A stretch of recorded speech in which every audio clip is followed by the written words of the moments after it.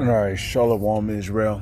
First and foremost, as always, I would like to give all praises, honor, glory, respect, and blessings to Yahweh, Bashem, Yahweh Shai, Bashem, Rachaha, Quadash. Salutations to the Lord's elect on the four corners of the earth, pushing his truth and sincerity while patiently waiting for Yahweh Shai's return.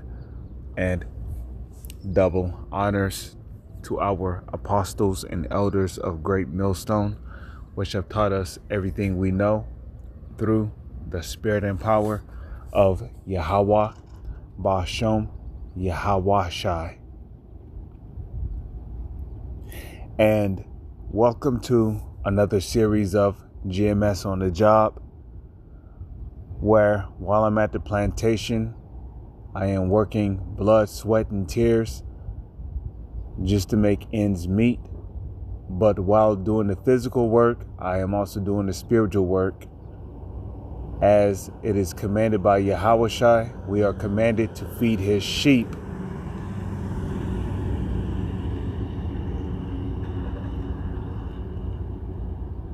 You know, as a part of our ministry. So today I wanted to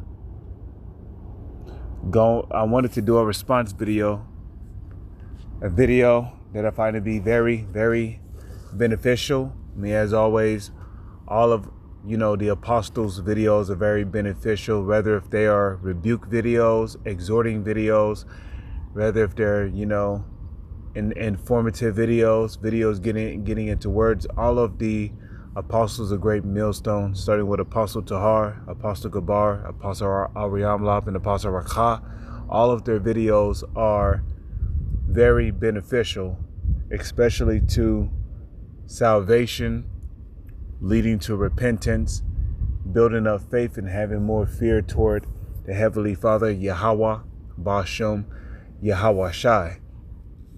So the title of Apostle Gabar's video here is, "You must teach that there will be Israelites looking like Edomites." Okay. And I felt a gust of wind from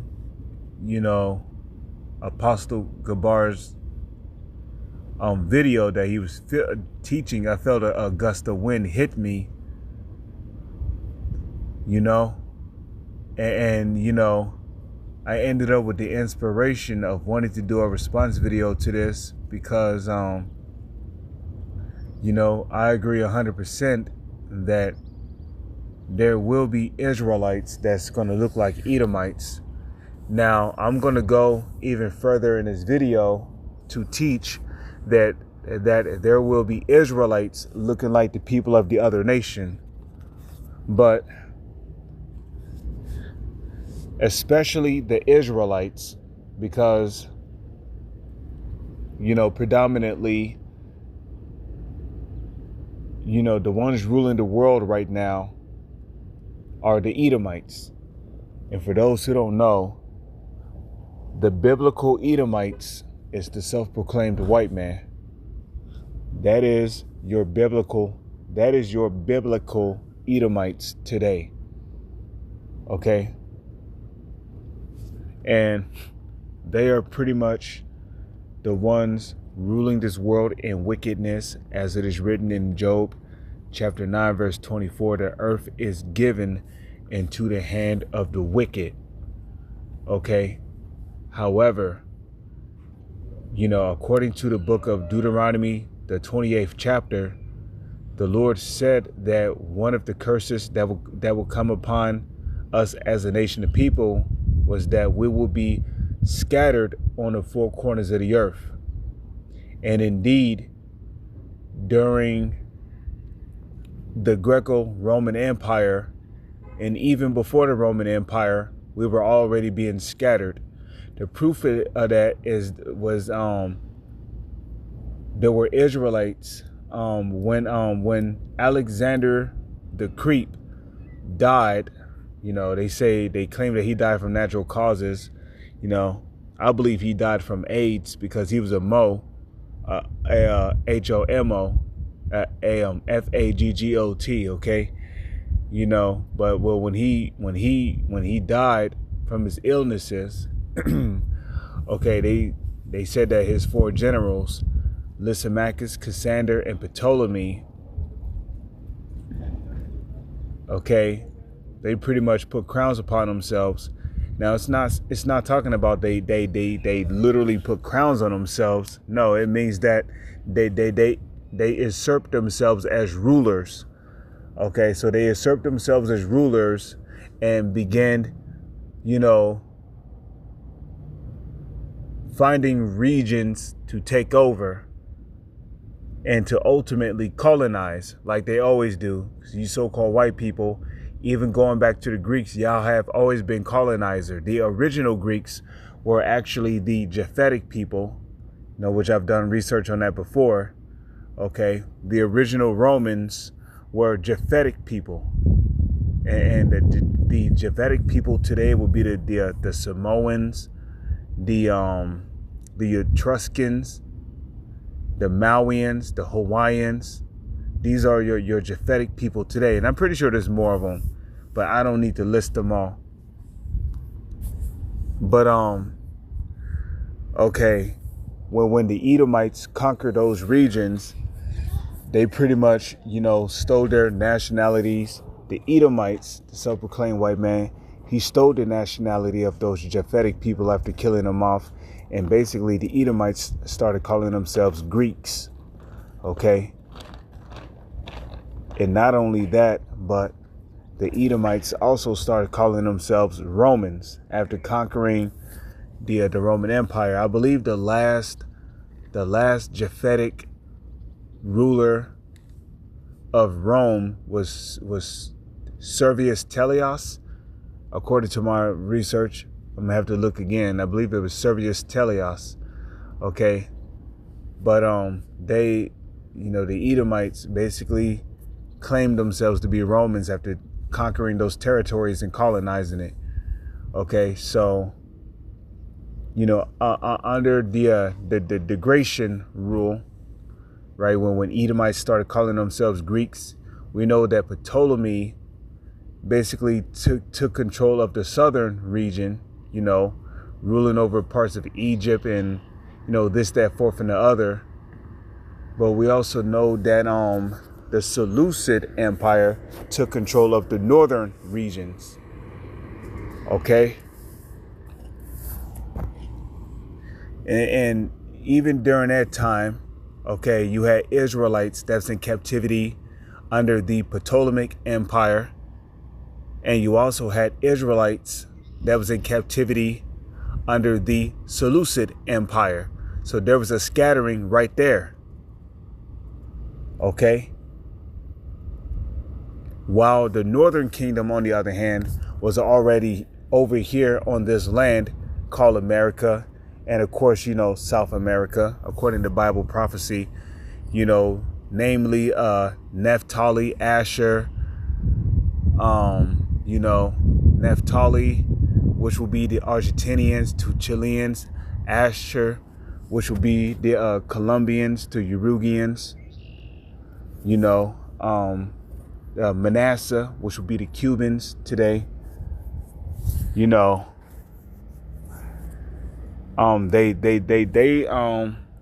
pretty much inhabited parts of like South America, and while Issachar, and they ultimately inhabited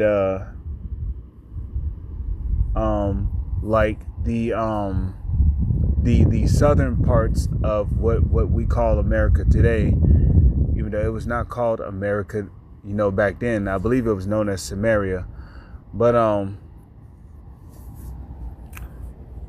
to make a long story short, the scattering had already begun when after Alexander the Greek's death. Okay, there was already a scattering.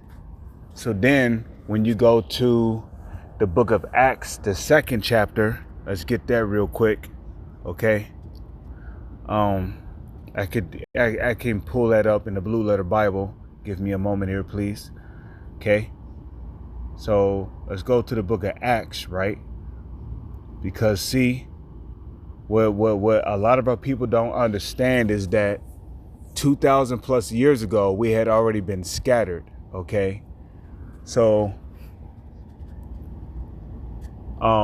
the proof that we've been scattered, the proof that we've been scattered amongst the Arabs, we've been scattered amongst the East Indians, we've been scattered amongst the Chinese and Japanese, and amongst, some of these different African nations, where we've been scattered amongst the Edomites. The proof of that is when you go to the book of Acts, okay? The book of Acts, chapter 2, verse 5.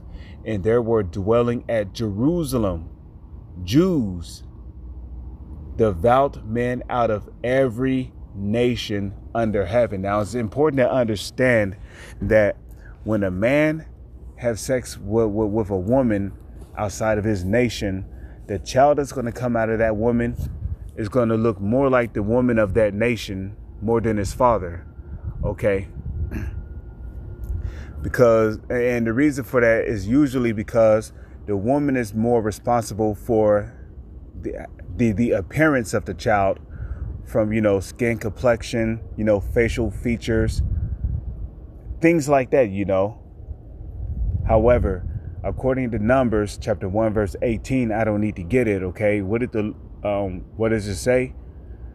It says that that Numbers 1 verse 18 basically tells you that a person's nationality, whether boy or girl, okay, that person's nationality is determined by who the father is. And the reason why the father determines the nationality of his seed, whether male or female, the reason why the father determines the nationality of his seed, because he carries the seed, in which when you look up the word seed goes into the Greek word.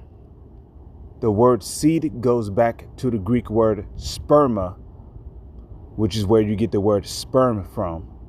Now, we all know that if you take a seed, like for an example, if you take an apple tree seed and you plant it into the ground, you nourish it, you toil the ground, you take care of the earth, the sun comes out and beam on it. Eventually, what's going to grow out of the earth? An apple tree, right? Thus, the result of that tree is what its seed was. Same thing with a grape bush seed. If I take a grape bush seed and plant it into the ground, am I going to get a cherry bush? No, I'm going to get a grape bush. So the seed is responsible for what comes out of the earth, while the earth itself is an incubator for nourishing the seeds and making sure that fruit, vegetation and so forth comes up out of the earth based on what the seed is. It's the same thing with a woman. A woman is an incubator. Okay. A man ejaculates his seed, his sperm inside of her, and she basically nourishes that seed until his child is formed inside her. And when she gives birth to his child is on this planet.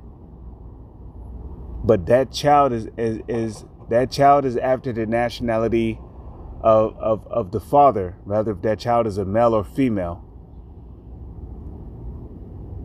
So if a man, for an example, if an Israelite man, which will be a so-called Negro, Latino, and Native Indian man, if he have sex with a Arabian woman, for an example, right, the baby that's going to come out of that woman is going to look more like an Arabian, but that baby is still an Israelite because his father is an Israelite. It don't matter what he look like.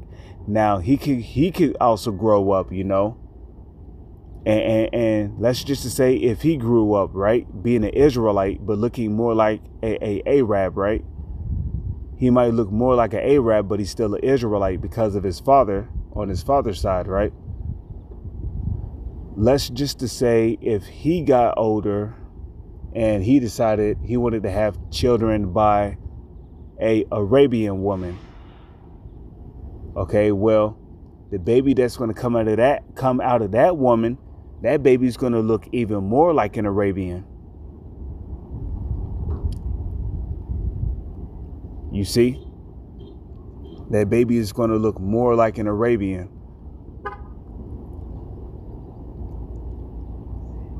And the reason for that is because, again, the woman is responsible for, you know, the features of how the child look when the child comes out of her, you know. I mean, I'm not saying it's like that's the case all the time. You know, sometimes the child may look more like his father, but in some cases the child will look more like the son or the daughter may look more like their mother, you know.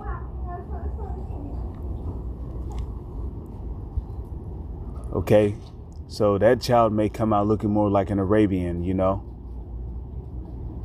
However, that child, rather, if it's a boy or a girl, that child is still an Israelite. Why? Because his father is an Israelite and his grandfather is an Israelite. So now picture generations going by, generations after generations going by, okay? And of, you know, Israelites living amongst these other nations, generations going by. After about, you know, 5-6 generations, you're not going to be able to tell if a person is an Israelite or not unless you read their spirit.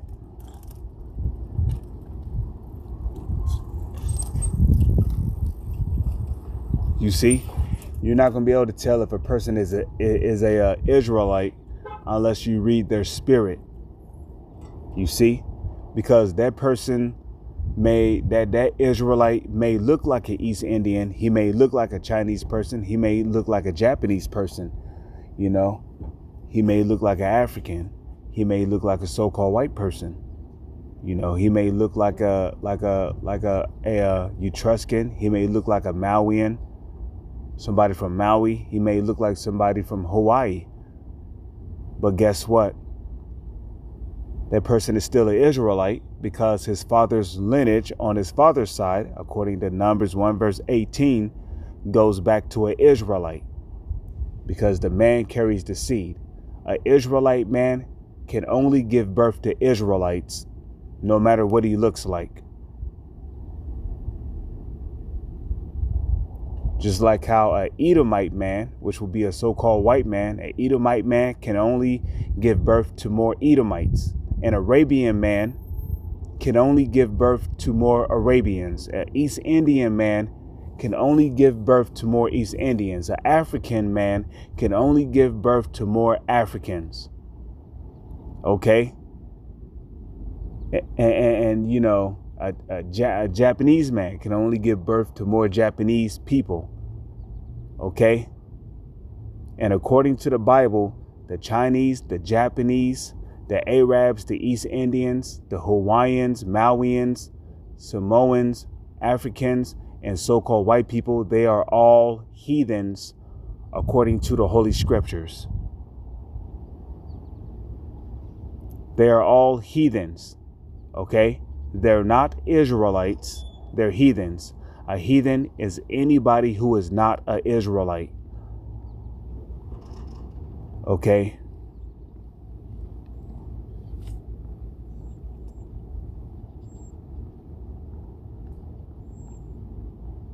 So if your father's lineage on your father's side do not go back to a so-called Negro, Latino, or a Native Indian, you are not an Israelite. Your father's lineage on your father's side must go back to a so-called Negro, Latino, or a native Indian for you to be an Israelite. And again, Israelites can only give birth to Israelites. Okay? So if a Chinese man was to have sex with an Israelite woman, guess what? The baby that's coming out of that Israelite woman is going to be a Chinese man, a heathen. Why? Because his father is a Chinese man, a heathen. But if an Israelite man have sex with a Chinese woman, the baby that's going to come out of that Chinese woman is going to be an Israelite. Why? Because the father is an Israelite.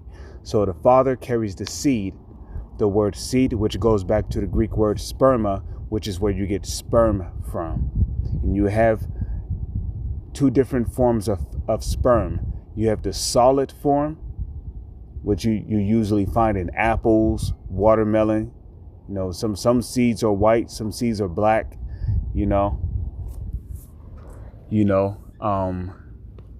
avocados have their own seeds, as you may know, every time you cut them open. Mangoes, they have their own seeds, okay? Mangoes, oranges, they have their own seeds in them. Apples, they have their own seeds in them. And the seeds inside these fruits are no more than solid forms of sperm. But then you have the liquid form of sperm, which usually come from creatures, animals, people. You see?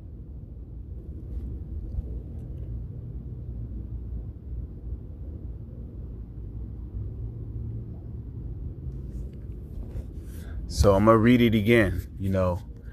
Acts chapter 2, verse 6. No, Acts chapter 2, verse 5. And there was dwelling at Jerusalem Jews. Now, when it says Jews, it's talking about predominantly the southern kingdom, because Judah, Benjamin, and Levi, which would have been called Jews back then, they were left over there, in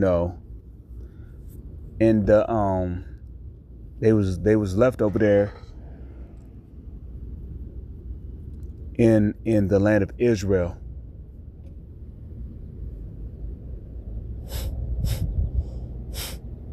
Okay, they was left over there in the land of Israel, in Jerusalem. So these Jews here is talking about any Israelite that will be from the tribe of Judah, Benjamin, or Levi, which so-called Negroes come from the tribe of Judah. Okay, so-called West Indians, or also known as Jamaicans, will come from the tribe of Benjamin, and Haitians will come from the tribe of Levi. Okay, they would come from the tribe of Levi. So there were dwelling at Jerusalem, okay, Jews, devout men out of every nation under heaven. So these were Israelites, according to the book of James, the first chapter, to the Israelites that are scattered abroad. These were Israelites that were scattered amongst the heathen nations, okay, who was basically living like those nations where they were scattered at, taking on their customs, worshiping their gods like the Lord said they would in Deuteronomy, the 28th chapter, okay? These were Israelites living amongst those heathens, but they were still Israelites because their father's lineage, their father's line on their father's side went back to a so-called Negro, Latino, or a native Indian.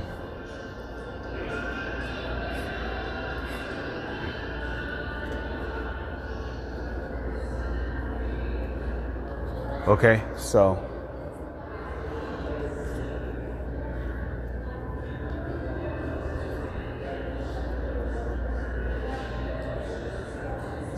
you see,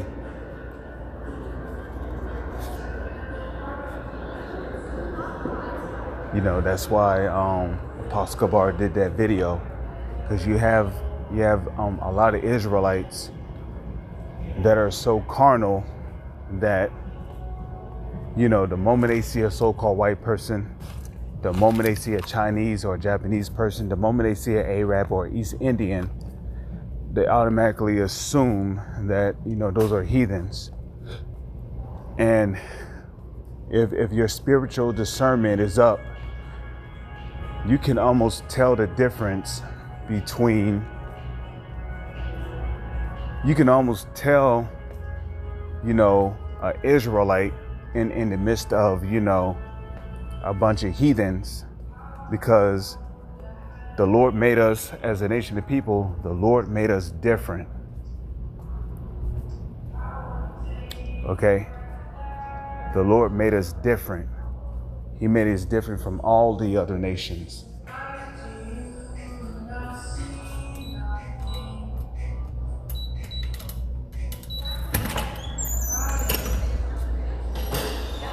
Okay? The Lord made us different from all the nations. Okay? What did Yahushua tell his disciples in the book of Matthew, the 5th chapter? He said, ye are the salt of the earth. Okay? So what? We have the flavor, right? You know? So what does it mean to be the salt of the earth? It means to be the best dancers.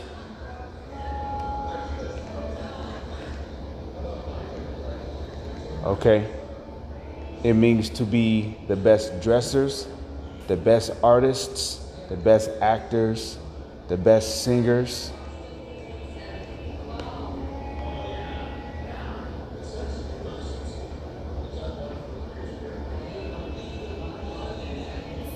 Okay? It means to be the best creative, to have the greatest imaginations, the best to produce. It means that we can basically do everything, man. We're the best rappers, the best athletics.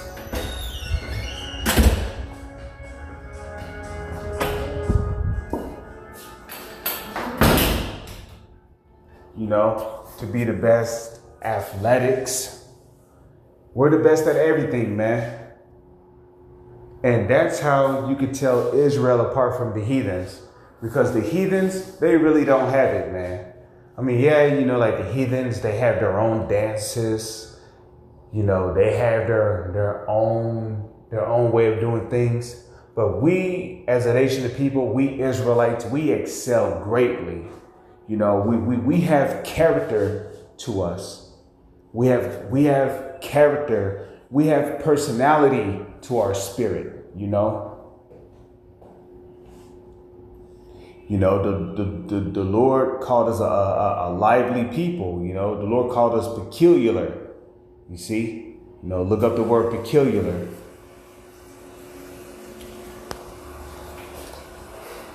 But yeah, man. I just wanted to do a response video to Apostle Gabar's video. You know, this is a really beautiful video. You know, I'm going to continue to listen to it and be edified. With that, I'm going to say shalom. It's on to the next one.